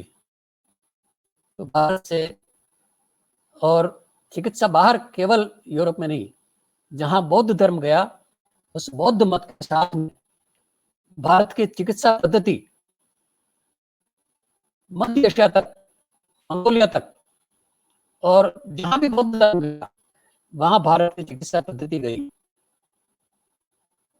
तो इसमें भारत के लोग क्या कहते हैं, तो राइटिस्ट उसके ऊपर गर्व करते हैं। फिर वो कहती है कि ये जो राइटिस्ट हैं ये फासिस्ट हैं, और ये मुसलमानों पर प्रभुत्व स्थापित करना चाहते हैं। यानी भारत में मुसलमानों को सैकड़ों सालों से बर्दाश्त किया जा रहा है, और आज़ादी के बाद में जितनी स्वतंत्रता और जितनी सुविधाएं उनको प्राप्त है, मेरी समझ में दुनिया में कहीं भी माइनॉरिटी को वो सब प्राप्त नहीं है। और जबकि वास्तव में मुस्लिम एक माइनॉरिटी है ही नहीं, जिनकी जनसंख्या 20 करोड़ से ज़्यादा हो, उसको माइनॉरिटी माना ही नहीं जा सकता, किसी तरह से माइनॉरिटी नहीं है। लेकिन कहा यह जाता है कि तो उनके ऊपर अत्याचार किए जाते हैं। फिर वो कहती है कि ये हिंदुओं का हिंदू राष्ट्र बनाने का एजेंडा है, जबकि यानी जो यहाँ के हिंदू संगठन है वो तो मानते हैं, ये कहते हैं कि भारत के जो सब लोग हैं वो भारत के संतान हैं, और केवल इतना सा आग्रह उनसे करते हैं कि उन्हें अपने को भारत के संतान मानना चाहिए। वो कोई सा भी धर्म अपनाएं, उसके लिए पूरी छूट भारत में है। हमेशा से भारत का तो चिंतन ही ऐसा रहा है, जहाँ धर्म को लेकर के कभी आग्रह नहीं किया जाता। और भारत में तो सैकड़ों धर्म है। भारत में कौन सा एक धर्म है? हिंदू कोई धर्म नहीं है, एक जीवन की पद्धति है। पता नहीं कितनी तरह की परंपराएं हैं। तो यहाँ कोई किसी तरह का एजेंडा, ये हिंदू राष्ट्र बनाने का और इस तरह की बातें, ये हो नहीं सकता। तो इस तरह की बातें की जाती है। और फिर वो कहती है कि मुस्लिम आक्रमणों के कारण भारत में ज्ञान पहुंचा। मैं समझता हूँ हमारे श्रोता जो है उनको इस बात पर बड़ी हंसी आएगी। देखिए, सारी दुनिया में लोगों को मालूम है कि मोहम्मद बिन बख्तियार खिलजी ने 12वीं शताब्दी के अंतिम वर्षों में 1190 की बात है, नालंदा विश्वविद्यालय जो कि ज्ञान का महान भंडार था, वहां के पुस्तकालय को नष्ट किया, इस विद्यालय को नष्ट किया। ऐसा विद्यालय था जहां 10,000 लोगों के लिए अलग अलग रहने के कमरे बने हुए थे। इस प्रकार का विश्वविद्यालय, जिसका पुस्तकालय कई मंजिलों में, जिसका पुस्तकालय था, जो ज्ञान का भंडार था, विभिन्न प्रकार की ज्ञान का स्रोत था, उसको नष्ट किया। ये एक नहीं, ऐसे कई विश्वविद्यालय हैं। विक्रमशिला है, बंगाल में कई विश्वविद्यालय थे, गुजरात के कई विश्वविद्यालय हैं, पंजाब के थे, जगह जगह कम से कम 10 बहुत बड़े जो शिक्षा के केंद्र थे। और ये शिक्षा के केंद्र किस तरह के थे? नालंदा, जिसको बौद्ध शिक्षा का केंद्र माना जाता है, लेकिन ये ऐसा केंद्र था जहां की दुनिया भर से विद्यार्थी पढ़ने के लिए आते थे। और ये किसी केवल बौद्ध शिक्षा का नहीं, ये ज्ञान का केंद्र था। विविध प्रकार की शिक्षाएं यहां दी जाती थी। लिबरल एजुकेशन का सेंटर था। तो इस तरह के जो हमारे यहाँ एजुकेशन सेंटर थे, उनको नष्ट किया गया। और उसके बजाय ये कहते हैं कि मुस्लिम आक्रमणों के कारण भारत में ज्ञान पहुंचा। फिर ये जो है वही एक आर्य आव्रजन का सिद्धांत, कि आर्य इसका आविष्कार किया और फिर आर्य भारत में आए। तो कहती है कि हिंदू लोग इस बात को मानने को तैयार नहीं है। अरे भाई, हिंदू लोग क्या माने नहीं माने, ये एक इतिहास का सत्य है। और ये सारी गड़बड़ जो शुरू हुई, उसको शुरू करने वाला मैक्स मूलर था। मैक्स मूलर ने कह दिया कि लगभग 1500 ईस्वी पूर्व के बाद में, यानी आज से 3500 वर्ष पूर्व के बाद वेद लिखे गए। बाद में उसको मजबूर होकर के कहना पड़ा कि मैं निश्चित रूप से नहीं कह सकता कि कब लिखे गए, लेकिन अब इस बात को ठीक प्रकार से स्वीकार कर लिया गया है कि जिस समय सरस्वती नदी अपने पूरे वेग से बहती थी, उस समय वेद लिखे गए हैं। सरस्वती नदी ये 1900 ईस्वी पूर्व में, आज से लगभग 4000 साल पहले लगभग सूख गई थी। और उसके पहले, क्योंकि वेदों में स्थान स्थान पर सरस्वती का ही नाम आता है, तो वेद जब सरस्वती नदी वेग से बहती थी उस समय लिखे गए थे। इसका मतलब यह है कि करीब कम से कम 6000 साल पहले वेदों के लिखने का काल है। और जिस समय वेद लिखे गए थे उस समय वैदिक लोग यहाँ रहते थे। तो ये सारी की सारी, यानी वेदों की जो प्राचीनता है, उसको सिद्ध करने से पूरा का पूरा जो सिद्धांत है आर्यों के आक्रमण का या शांतिपूर्वक आने का, 2 तरह के सिद्धांत हैं, तो ये दोनों ही सिद्धांत ध्वस्त हो जाते हैं। लेकिन ये कहती है कि ये, मतलब अगर इस बात को कहा जाता है, इतिहासकार लोग कहते हैं, तो कहते हैं कि हिंदू लोग कहते हैं कि आर्य लोग यहाँ के निवासी हैं।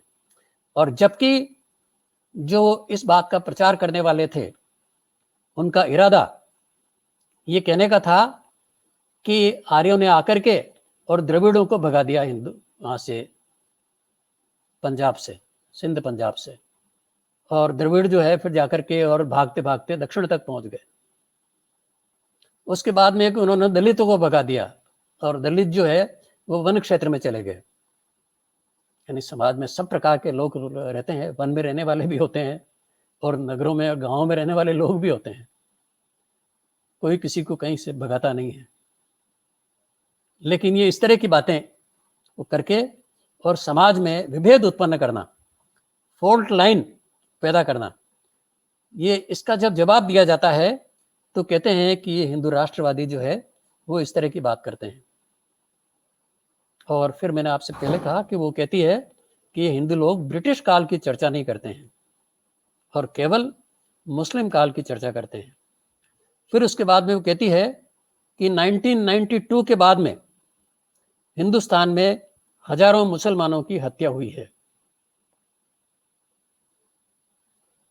अब ये इसका जवाब मैं नहीं दूंगा, ये केवल एक गुजरात की बात को लेकर के, और गुजरात की बातें किस तरह से हुई उसके लिए लेकर के सीधा सीधा जो हमारे वर्तमान प्रधानमंत्री हैं, वर्तमान गृह मंत्री हैं, जिनको कि कोर्ट के द्वारा पूरी तरह से निर्दोष साबित कर दिया गया है, तो उनके ऊपर दोषारोपण करना ये इनका लक्ष्य है। तो उसके लिए इस तरह की बातें की जाती है कि 1992 के बाद में हजारों मुसलमानों का कत्ल हिंदुस्तान में हुआ है और हिंदुस्तान में मुसलमानों का लगातार कत्ल होता रहता है, इस तरह की बातें करती है। और हिंदुस्तान में कत्ल होते होते जो मुस्लिम जनसंख्या थी वो 9% से 14, 15, 16% हो गई, कितनी हो गई ये हमको पता नहीं, ये कत्ल करते करते हो गई। तो हिंदुस्तान में मुसलमानों का कत्ल किया जाता है, इस तरह की बातें ये करती है। कश्मीर को लेकर के और इनका एजेंडा है वही जो मार्क्सवादियों का एजेंडा है, जो जेएनयू में भी जिस तरह के नारे लगाए जाते हैं वो एजेंडा है इनका कि कश्मीर को मुक्त किया जाना चाहिए। कश्मीर भारत का अंग नहीं है, कश्मीर में मुसलमानों पर अत्याचार किए जा रहे हैं। ये जो जितनी बकवास है वो सारी ये ऑड्रे टस्के करती है और वो पंडितों के प्रति किसी प्रकार की सद्भावना नहीं है। पंडितों को कहती है कि ये तो ब्राह्मण जो है वो जो कहने की ये ब्राह्मण प्रभुत्व की बातें करते थे इसलिए इनकी इस दशा हुई। ब्राह्मण जो पंडितों को वहां से जो निकलना पड़ा, जो रातों रात लाखों की संख्या में पंडितों का जिस तरह से निष्कासन हुआ, जिस तरह से उनका हत्याकांड हुआ, जिस तरह से वहां और भी क्या क्या कांड हुए, तो उसके लिए एक शब्द भी ये महोदया नहीं बोलती है। तो ये यानी इस तरह की बातें ये करती है। बातें बहुत सारी, आप पूरा अंदाज लगा सकते हैं इतनी सी बातों से कि ये किस तरह का इन लोगों का एजेंडा है। फिर उसके बाद में रामायण के बारे में भी कहती है। रामायण के बारे में कहती है, पता नहीं कहां से लिया इसने, कि अग्नि परीक्षा से पहले सीता जी राम पर आरोप लगाती हैं और आरोप क्या लगाती है, मिसोजिनिस्ट पिग, ये शब्दों का प्रयोग इस महिला ने किया है। राम के लिए मिसोजिनिस्ट पिग इस शब्द का प्रयोग सीता जी ने किया। ये कहां से लाई है? जब इससे पूछा गया कि ये तुम कहां से लाई हो मिसोजिनिस्ट पिग, तो कहती है कि मैंने तो एक गोल्डमैन ने एक किताब, एक रामायण पर पुस्तक लिखी है कि मैंने तो गोल्डमैन से लिया। गोल्डमैन से पूछा गया कि भाई आपने ऐसा कुछ लिखा है क्या आपके रामायण में, तो कहते हैं मैंने तो ऐसा कुछ नहीं लिखा, इसने पैराफ्रेजिंग करके और मनमाने तरीके से लिख दिया होगा। तो ये अब ये आप रामायण के बारे में और क्या क्या लिखा होगा इससे आप अंदाज लगा सकते हैं। फिर ये लक्ष्मण के ऊपर आरोप लगाती है कि यानी सीता जी जो हैं वो लक्ष्मण से वो नाराज थी क्योंकि लक्ष्मण की कुदृष्टि सीता जी पर थी। और कहती हैं, अब ये इन बातों का आप सब जवाब जानते हैं। इस बारे में वो कहती है कि जब वो हिरण के शिकार के लिए जाने से जब इनकार किया सीता जी ने, तो उन पर आक्षेप लगाया कि आपको राम की चिंता नहीं है, राम के मरने की आपको चिंता नहीं है। यानी जब वो भेजना चाहती थी वहां से उनको राम के बारे में देखने के लिए कि राम के साथ क्या हुआ है। तो ये इस तरह की बातें ये इसने की है। मतलब किसी विषय को ये नहीं छोड़ती है। हिंदुत्व और हमारी संस्कृति के खिलाफ बोलने से वो कहीं बाज नहीं आती है। फिर इसके बारे में एक जानकारी और देता हूं मैं आपको। ये जो महोदया है ये क्रिश्चियन मिशनरी परिवार की हैं। नाथन रेहन करके इसका ससुर है, जो कैलिफोर्निया के प्रदेश में, कैलिफोर्निया जो अमेरिका का एक राज्य है, वहाँ के एक चर्च का अध्यक्ष है, वहाँ की चर्च का हेड है। और इसका पति वो भी मिशनरी है। और ये जो मिशनरीज हैं, ये भारत में के धर्म प्रचार के काम में लगे हुए हैं। धर्म प्रचार कैसे किया जाता है ये आप जानते हैं। ईसाई मत को प्रसार किस तरह से किया जाता है, तो उस काम में ये लगे हुए थे। और इनकी शिकायत हुई कि वीज़ा जो लेकर के आए हैं, उस वीज़ा नियम का इन लोगों ने उल्लंघन किया है। तो उस परिवार की ये महोदया हैं। तो ये महोदया भारत में भी क्या है कि यानी जॉन दयाल जैसे कट्टर ईसाईपंथी और सेकुलरिस्ट जो कि इस्लाम का पक्ष लेते हैं, और लेफ्टिस्ट वो इकट्ठे हो जाते हैं। तो वो सारी की सारी बातें जो है, इनका एक तरह से ये सारी बातें इस महिला ऑड्रे टस्के में है। तो ऑड्रे टस्के जो है वो इस प्रकार की इंडोलॉजिस्ट है। फिर उसके बाद में मैं आपको चर्चा करता हूँ। ये तो कुछ लोग हुए, और अब ये इन लोगों का, क्योंकि इस तरह की बकवास ये कर रहे हैं, तो इनका जवाब हमारे लोगों को देना पड़ रहा है। इस प्रकार के जवाब देने वालों में राजीव मल्होत्रा, इनको आप फॉलो करिए, बहुत महान काम कर रहे हैं। इनकी एक इन्फिनिटी फाउंडेशन है। ये इन्फिनिटी फाउंडेशन जो इंडोलॉजी के क्षेत्र में, स्वदेशी इंडोलॉजी के क्षेत्र में जो लोग काम करना चाहते हैं, अमेरिका में और भारत में और दुनिया में और कहीं भी, यानी ये राजीव मल्होत्रा जो है टेक्नोक्रेट हैं। कई अमेरिका की कंपनियों में उच्चतम पदों पर इन्होंने काम किया, और केवल 44 वर्ष की उम्र में इन्होंने सब काम छोड़ दिया।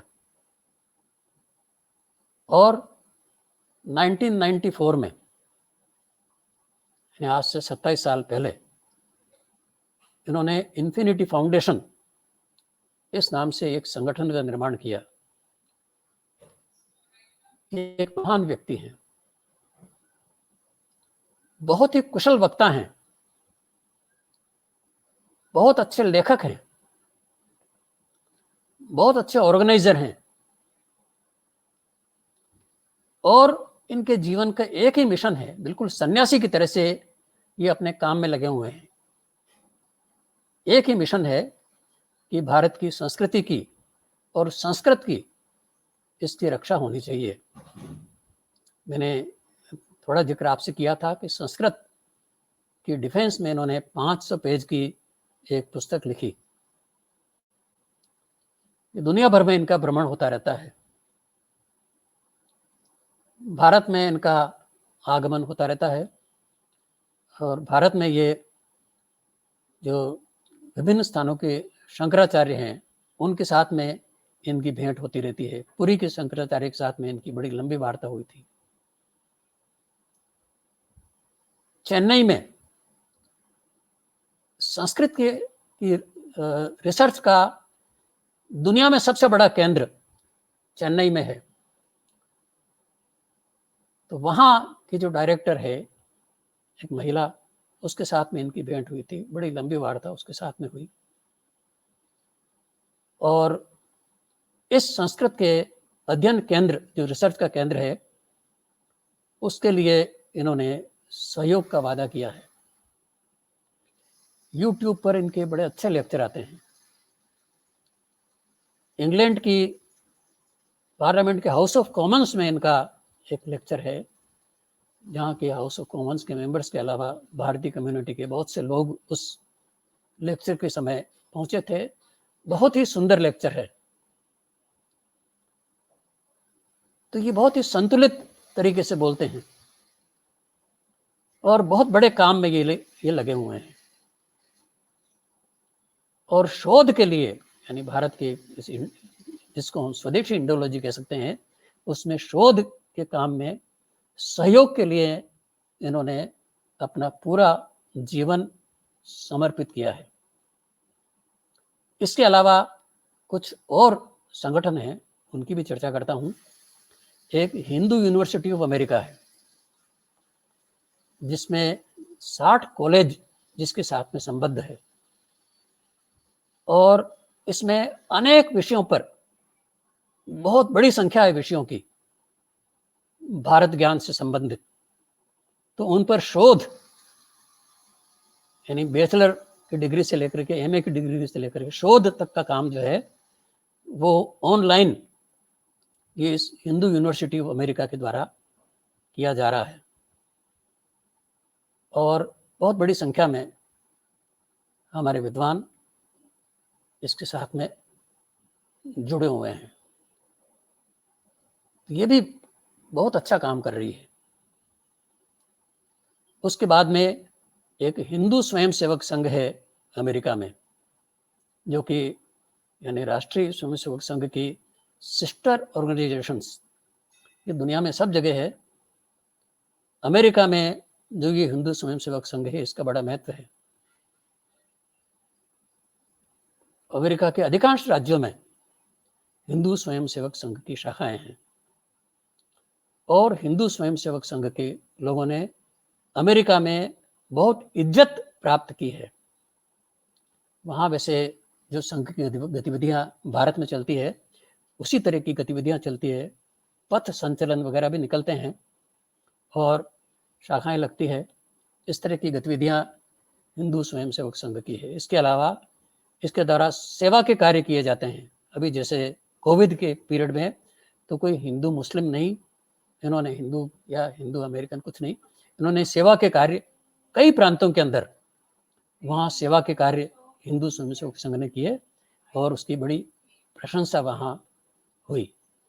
तो इस तरह का काम, ये यानी एक इमेज भारत के बारे में, जो कि एक गलत इमेज क्रिएट करने की कोशिश ये अमेरिकन लेफ्टिस्ट इंडोलॉजिस्ट कर रहे हैं, तो उसका जवाब एक तरह से इस प्रकार के संगठनों का अस्तित्व देता है।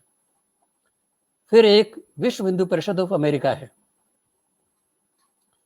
इसकी भी शाखाएं ये अमेरिका के अधिकांश राज्यों में है, और विश्व हिंदू परिषद के द्वारा भी कई तरह के काम इसके द्वारा वहाँ किए जा रहे हैं। यानी मंदिरों के संचालन में सहयोग देना और वहाँ हिंदुत्व के बारे में प्रचार करना, वहाँ के जो भारतीय लोग हैं तो उनको हिंदुत्व से जोड़े रखना, परिवारों में अपने हिंदुत्व के अनुसार परिवार में आचरण हो, तो उसके लिए इस तरह के कई प्रकार के प्रयत्न जो है वो विश्व हिंदू परिषद ऑफ अमेरिका के द्वारा, ये 1970 के दशक में विश्व हिंदू परिषद ऑफ अमेरिका, इसकी स्थापना वहाँ हुई थी और इसके द्वारा भी काफ़ी काम किए जा रहे हैं। इस समय एक नया संगठन वहाँ बनाया जा रहा है, हिंदू यूनियन ऑफ अमेरिका। और ये हिंदू यूनियन ऑफ अमेरिका जिसका गठन अभी 2-3 वर्ष पहले ही इसका प्रयास शुरू हुआ है, तो उसका उद्देश्य ये है कि अलग अलग राजनीतिक विचारधाराओं के लोग हिंदू संगठन के साथ जुड़ें। यानी अमेरिका में क्या है कि पहले हिंदू डेमोक्रेटिक पार्टी के साथ में ज़्यादा जुड़े हुए थे, लेकिन जब से भारत में सत्ता का परिवर्तन हुआ है, नरेंद्र मोदी की सरकार आई है, तब से डेमोक्रेटिक पार्टी के बजाय रिपब्लिकन के साथ में उनका जुड़ाव बढ़ा है। और अधिक संख्या में जो अमेरिकन भारतीय हैं वो रिपब्लिक पार्टी के साथ में जुड़े हैं। और लेकिन मतलब दोनों पार्टियों में है, और इसके अलावा कुछ इंडिपेंडेंट कैंडिडेट्स भी होते हैं, तो उनका भी समर्थन करते हैं। तो इस तरह के जो हिंदू अलग अलग दलों के समर्थन करने वाले लोग हैं, तो वो भले ही किसी भी पार्टी का समर्थन करते हों, लेकिन हिंदू के नाते उनको संगठित करने के लिए हिंदू यूनियन ऑफ अमेरिका, इसका गठन किया गया है। एक में विषय से हट करके ये कुछ बातें मैंने आपको इंडोलॉजी से संबंधित कुछ बातें बताई। थोड़ा सा मैं विषय से हट करके थोड़ी सी बात करता हूँ कि अमेरिका में बहुत से विदेशियों ने हिंदुत्व को स्वीकार किया है।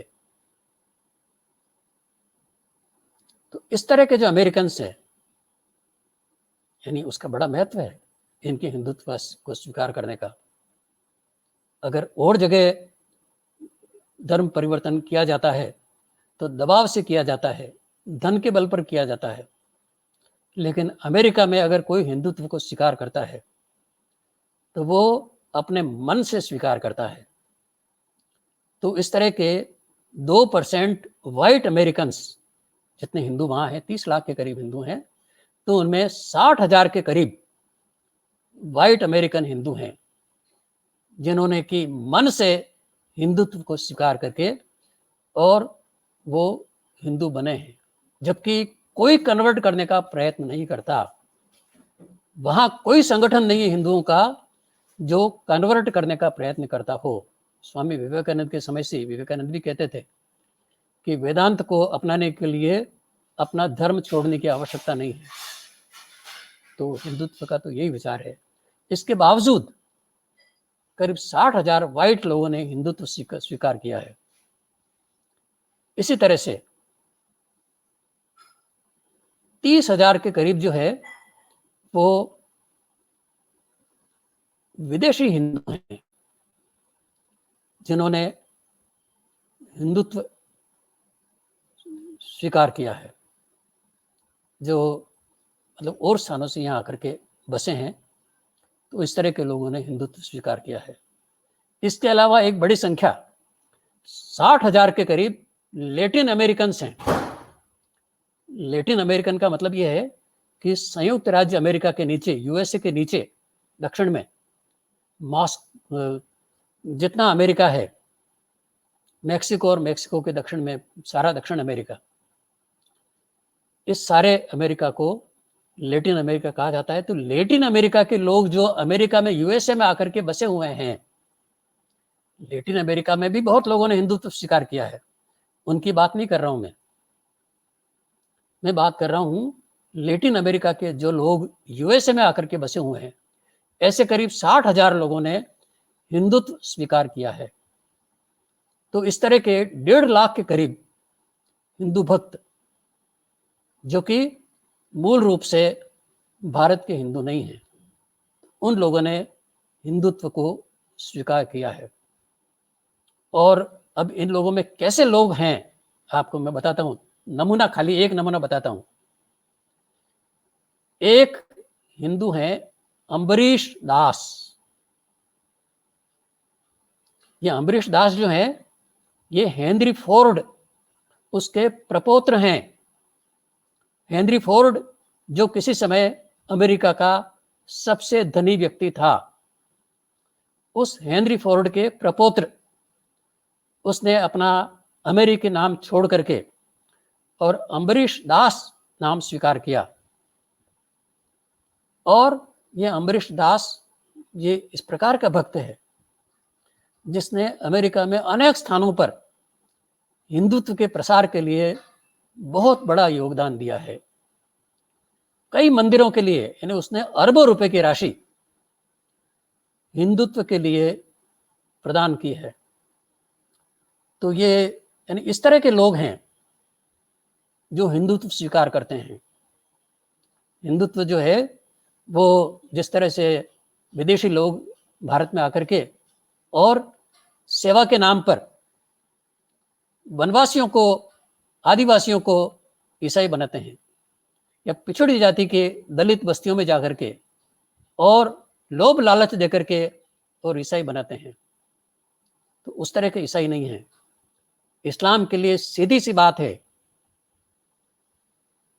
इस्लाम के प्रवक्ता स्वयं इस बात को स्वीकार करते हैं कि युद्ध और तलवार के बल पर इस्लाम का प्रसार हुआ है, इससे हमको इनकार नहीं करना चाहिए। ये बात कहने वाले इस्लाम के बहुत बड़े विद्वान हैं। इसके बारे में हमको एपोलोजेटिक नहीं होना चाहिए। इस तरह की बात मुस्लिम विद्वान कहते हैं।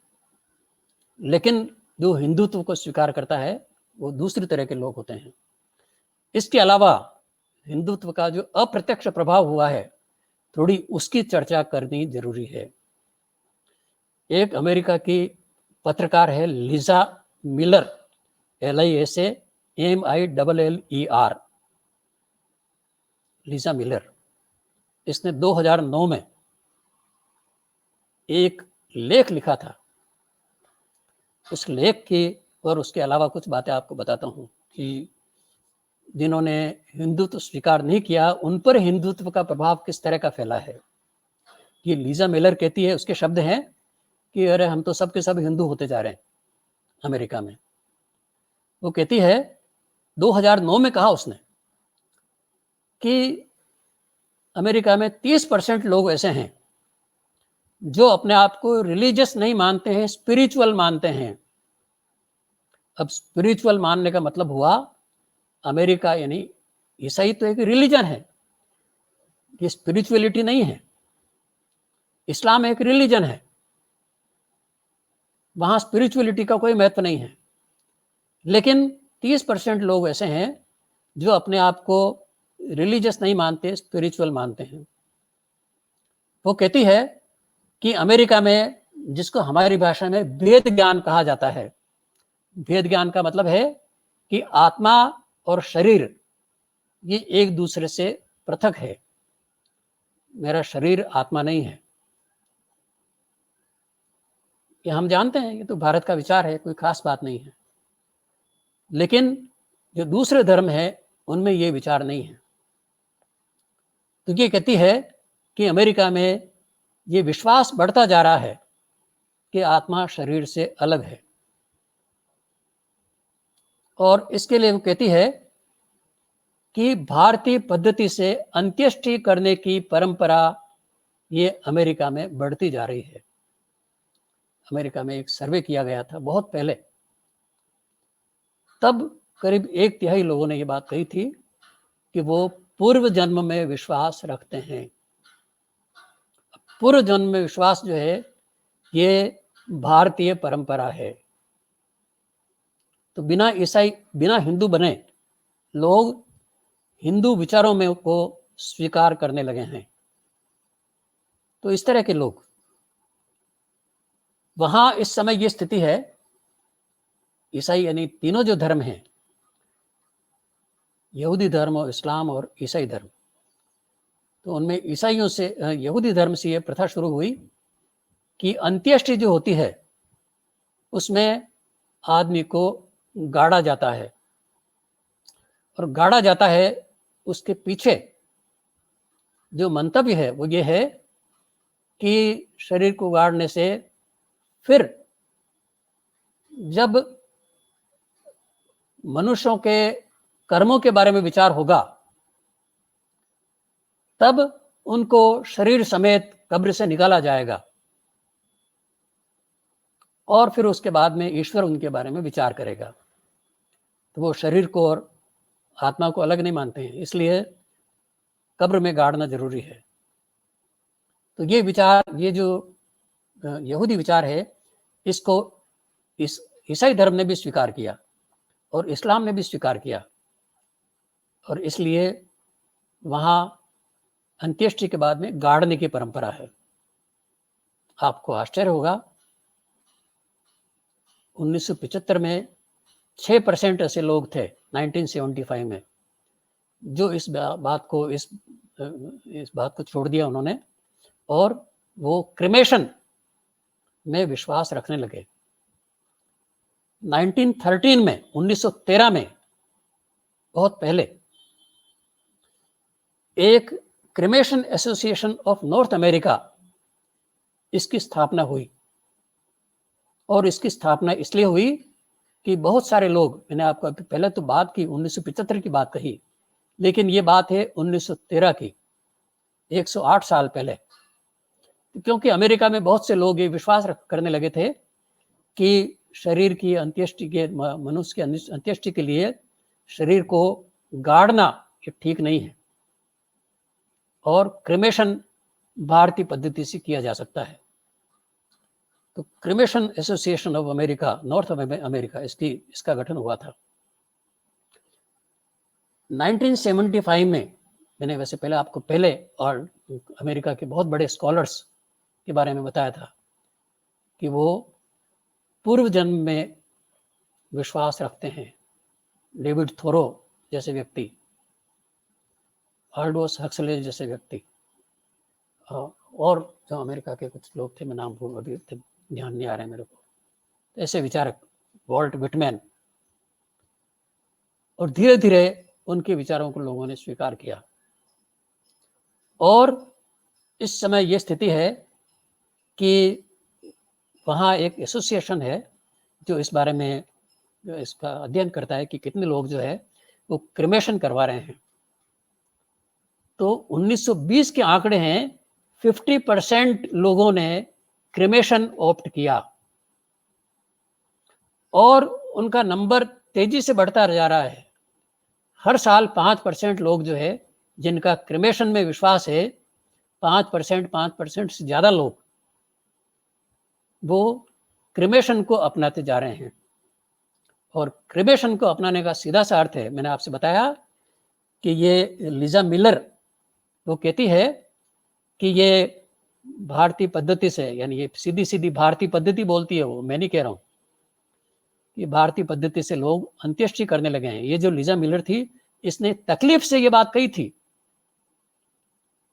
वो यानी पूरी पक्की ईसाई धर्म में आस्था रखने वाली महिला है, लेकिन उसने तकलीफ से ये बात कही कि लोग जो है स्पिरिचुअलिटी में विश्वास करने लगे हैं, पुनर्जन्म में विश्वास करने लगे हैं और क्रिमेशन में विश्वास करने लगे हैं।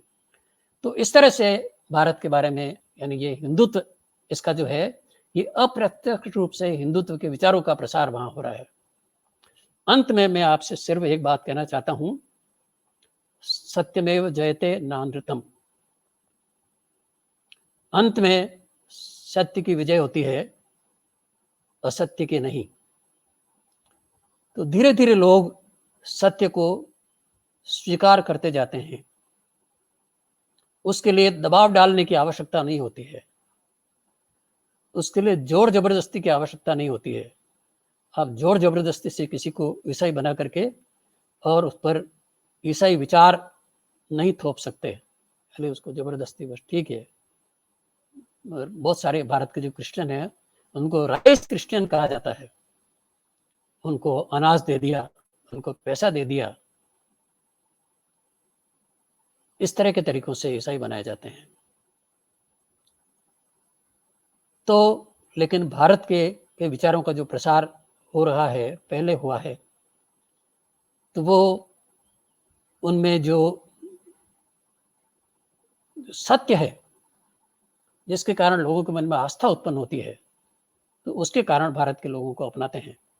तो ये जो इंडोलॉजिस्ट हैं, भारत विरोधी, ये ठीक है, थोड़े समय अपना प्रचार कर लेंगे, भारत के विरोध की बातें कर लेंगे, इनके पता नहीं अपने विचार हैं, अपने स्वार्थ हैं, तो उसके कारण ये सब कुछ हो रहा है। लेकिन भारत के संगठन जो काम कर रहे हैं उसके कारण से, और जो एक निहित सत्य भारतीय चिंतन में है, उसके कारण अमेरिका के लोग, मैंने अमेरिका का तो एक उदाहरण दिया क्योंकि अमेरिका ऐसी महाशक्ति है कि वहाँ जो होता है उसका असर दूसरी जगह भी पड़ता है, इसलिए अमेरिका का महत्व है। अमेरिका का महत्व एक इस कारण से भी है कि जो हिंदू अमेरिका में हैं उनकी आय भारत के करीब 30 करोड़ लोगों के बराबर है। वहाँ जो आय है, प्रति व्यक्ति आय अमेरिका के लोगों की है, उससे दुगुनी आय वहाँ के भारतीयों की, वहाँ के हिंदुओं की है। और भारत में जितनी प्रति व्यक्ति आय होती है, उससे वहाँ के हिंदुओं की आय करीब 100 गुना है। तो वहाँ जो 30 लाख लोग हैं, उनकी आय भारत के 30 करोड़ लोगों के बराबर है। और इसका मतलब है कि उसका बहुत बड़ा हिस्सा उस आय का वो अच्छे कामों में लगा सकते हैं। इस कारण से अमेरिका में भारत के विचार, इनकी स्थापना हो, इसका बड़ा महत्व है। मैंने आपको अमेरिका के बारे में कहा कि 30 करोड़ लोगों के बारे में के बराबर वहाँ के लोगों की आय है, लेकिन कुल मिलाकर के और जो डायस्पोरा है, भारत के लोग जो भारत के बाहर रहते हैं, उनकी कुल आय भारत के लोगों की कुल आय के बराबर है। कई देशों में है भारत के लोग, इंग्लैंड में, ऑस्ट्रेलिया में, ये जहाँ की बहुत ही संपन्न स्थिति में है, मॉरिशस में है, फिजी में है, दक्षिण अफ्रीका में है, दक्षिण अमेरिका के देशों में, अनेक देशों में जो भारत के लोग हैं। तो अमेरिका के जो भारतीय हैं, उनका प्रभाव उन पर पड़ सकता है। और इस तरह से ये जो एक ऐसा वर्ग है जो हिंदुत्व के लिए बहुत बड़ा सहयोगी हो सकता है। और जितना गलत प्रचार हिंदुत्व के बारे में किया जा रहा है, तो उसका जवाब देने में ये सहयोग कर सकता है। और मैंने आपसे राजीव मल्होत्रा का जिक्र किया कि इन्फिनिटी फाउंडेशन, इसको काफ़ी मदद जो भारत के संपन्न लोग हैं उनसे मिलती है, और वो इसका उपयोग भारत के संबंध में शोध करवाने में इसका उपयोग करते हैं।